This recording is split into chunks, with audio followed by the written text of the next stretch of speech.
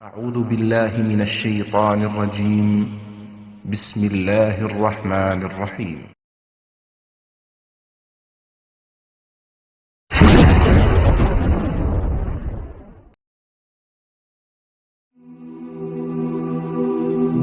মৃত্যু এমন এক বাস্তবতা যার থেকে কেউ পলায়ন করতে পারবে না। প্রত্যেকটি প্রাণীকেই মৃত্যুর স্বাদ আস্বাদন করতে হবে। আল্লাহ তাআলা পবিত্র কালামে মাজিদে ইরশাদ করেন, কুল্লু নাফসিন যায়িকাতুল মাউত, প্রতিটি প্রাণী ওই মৃত্যুর স্বাদ আস্বাদন করবে। কুল ইন্নাল মাউতাল্লাযী তাফিররুনা মিনহু ফাইন্নাহু মুলাকীকুম, হে নবী আপনি বলে দিন, মৃত্যু যার থেকে তোমরা পলায়ন করছো সে অবশ্যই তোমাদের সাথে সাক্ষাৎ করবে। আইনামা তাকুনু ইউদরিকুমুল মাউত ওয়ালাউ কুনতুম ফি বুরুজিম মুশাইয়াদা, তোমরা যেখানেই থাকো না কেন মৃত্যু তোমাদেরকে পাকড়াও করবেই, যদিও তোমরা সূর্য দুর্গে অবস্থান করো। লিকুল্লি উম্মাতিন আজাল, ইযা জাআ আজালুহুম ফালা ইস্তাখিরুনা সাআতান ওয়ালা ইস্তাকদিমুন, প্রত্যেকটি জাতিরই মৃত্যুর জন্য একটি নির্ধারিত সময় রয়েছে। যখন সেই নির্ধারিত সময় চলে আসে তখন তার থেকে এক মুহূর্ত আগ পিছ করা হয় না। এই ক্ষণস্থায়ী পৃথিবী যাকে নিয়ে তোমরা স্বপ্ন দেখছো, এই স্বপ্নের পৃথিবীও একদিন ধ্বংস হয়ে যাবে। কিয়ামতের সময় যখন নিকটবর্তী হবে তখন আল্লাহ সুবহানাহু ওয়া তাআলা নিজের দায়িত্বপ্রাপ্ত ফেরেশতাকে সিংহায় ফুৎকার দেওয়ার আদেশ দিবেন। অতঃপর ফেরেশতা সিংহায় ফুঁক দিবেন, ফলে পৃথিবী ও পাহাড় সমূহ উত্তোলিত হবে, চূর্ণ বিচূর্ণ হয়ে যাবে, আকাশ ফেটে টুকরো টুকরো হয়ে যাবে এবং নক্ষত্র সমূহ ঝরে পড়বে, সূর্য তার কিরণ হারিয়ে ফেলবে, সমুদ্রকে উত্তাল করে তোলা হবে। সেদিন কিয়ামতের ভূমিকম্প ও কিয়ামতের ভয়াবহ অবস্থা দেখে সকলেই মৃত্যুবরণ করবে। আল্লাহ তাআলা বলছেন, ইয়া আইয়ুহান নাসু তাকু রাব্বাকুম ইন্না জালজালাতাস সাআতি শাইউন আযীম يوم ترونها تذهل كل مرضعة عما رضعت وتضع كل ذات حمل حملها وترى الناس سكارى وما هم بسكارى ولكن عذاب الله شديد।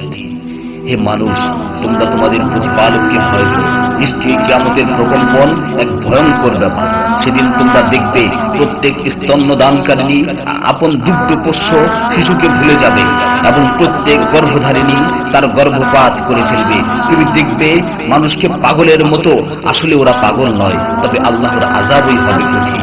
فإذا نفخ في الصور نفخة واحدة وحملت الأرض والجبال فدكتا دكة واحدة, অতঃপর যখন সিংহায় ফুঁক দেওয়া হবে একটি মাত্র ফুঁক, আর জমিন ও পর্বতমালাকে উত্তোলিত করা হবে এবং মাত্র একটি আঘাতে এগুলো চূর্ণ বিচূর্ণ হয়ে যাবে।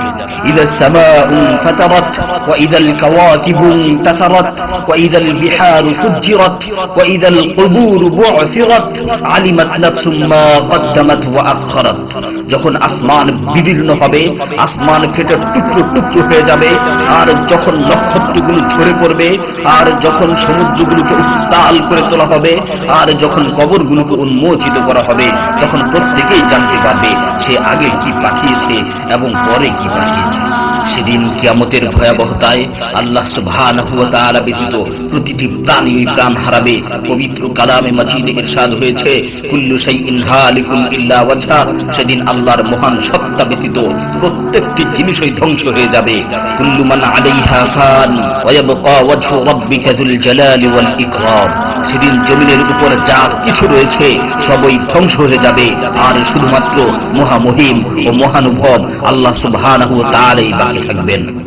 তাফসীরে ইবনে কাসীরে বর্ণিত হয়েছে, যখন ইসরাফিল আলাইহিস সালাতু ওয়াস সালাম সিংহায় ফুৎকার দিবেন তখন সকলেই মরে যাবে। মালাকুল মাউত মৃত্যুর ফেরেশতা এসে আল্লাহ তাআলাকে বলবে, হে আল্লাহ, সকলেই মরে গেছে।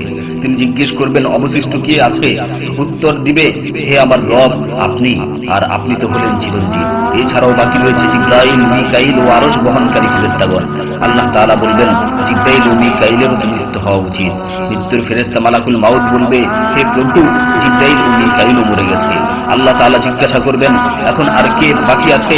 সে বলবে, এখন আমি বাকি আছি ও আরশ বহনকারী ফেরেশতাগণ বাকি আছে। তখন আল্লাহ তাআলা বলবেন, আরশ বহনকারীদেরকেও মরতে হবে, তারাও মরে যাবে। আল্লাহ তাআলা আবার জিজ্ঞাসা করবেন, এখন কে বাকি আছে?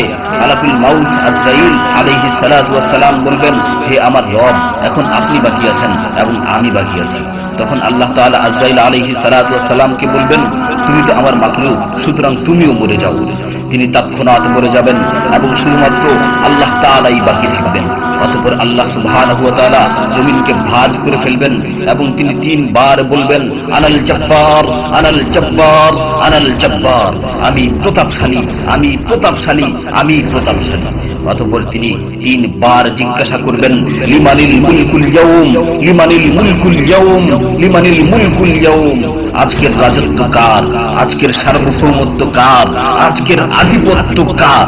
জবাব দেওয়ার মতো কেউই থাকবে না। তিনি আবার উত্তর দিবেন, লিল্লাহিল ওয়াহিদিল কাহ্হার, আজকের রাজত্ব, আজকের সার্বভৌমত্ব, আজকের আধিপত্য পরাক্রমশালী একমাত্র আল্লাহ। ইবনে ওমর রাদিয়াল্লাহু তাআলা আনহু হতে বর্ণিত অপর এক হাদিসে ইরশাদ হয়েছে, কিয়ামতের দিন আল্লাহ সুবহানাহু ওয়া তাআলা আসমান জমিনকে ভাঁজ করে নিজ হাতে গুটিয়ে নেবেন। অতঃপর বলবেন, আনাল মালিক, আনাল জব্বার, আনাল মুতাকাব্বির, আমি বাদশা, আমি প্রতাপশালী, আমি অহংকারী। আইনা মুলুকুল আরদ, আইনাল জব্বারুন, আইনাল মুতাকাব্বিরুন, দুনিয়ার রাজা বাদশারা কোথায়, দুনিয়ার প্রতাপশালীরা কোথায়, দুনিয়ার অহংকারকারীরা কোথায়? তখন আল্লাহ তাআলা সুউচ্চ কণ্ঠে 3 বার জিজ্ঞাসা করবেন, লিমানিল মুলকুল ইয়াউম, লিমানিল মুলকুল ইয়াউম, লিমানিল মুলকুল ইয়াউম, আজকের রাজত্ব কার, আজকের সার্বভৌমত্ব কার, আজকের আধিপত্য কার? অতঃপর তিনি 3 বার উত্তর দিবেন, লিল্লাহিল ওয়াহিদিল কাহ্হার, আজকের সার্বভৌমত্ব, আজকের রাজত্ব, আজকের আধিপত্য প্রতাপশালী একমাত্র আল্লাহ সুবহানাহু ওয়া তাআলা।